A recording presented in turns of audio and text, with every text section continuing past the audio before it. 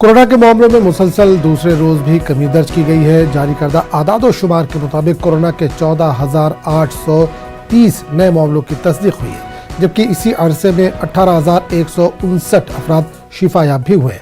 आदाद-ओ-शुमार के मुताबिक एक दिन में कोरोना से 36 मरीजों की मौत हुई है। मुल्क में कोरोना के एक्टिव मामले 1.5 लाख से कम हो गए।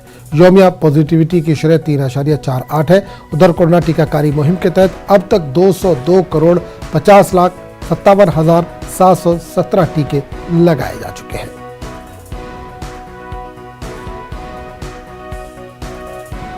कोरोना के मामलों में गिरावट सामने आ रही है। अगर बीते 24 घंटों की बात की जाए तो 14,000 से ज़्यादा केसेस सामने आए हैं, वहीं 36 मौतें हुई हैं और एक्टिव केसेस में भी गिरावट आई है।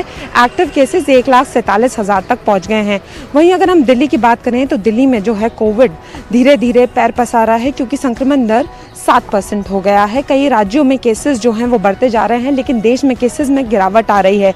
वहीं अगर हम डॉक्टर्स की बात करें, एक्सपर्ट्स की बात करें, तो उनका कहना है कि जिस तरीके से वैक्सीनेशन का आंकड़ा पूरा हुआ है, लोगों ने वैक्सीनेशन ली है, उसी तरीके से लोगों को सतर्क भी रहना होगा, क्योंकि अभी जो केसेस लगातार बढ़ते आ रहे थे, 20-21 हज़ार से ज़्यादा लगातार केसेस आ रहे थे, वही केसेस अब कम हो गए हैं। तो लोगों को ध्यान रखने की बहुत ज़रूरत है।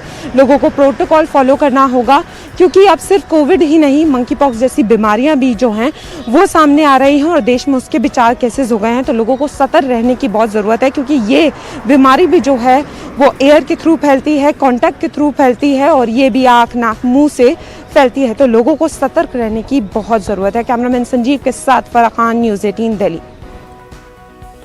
मध्य प्रदेश में 4 साल बाद हाईकोर्ट के अहकाम से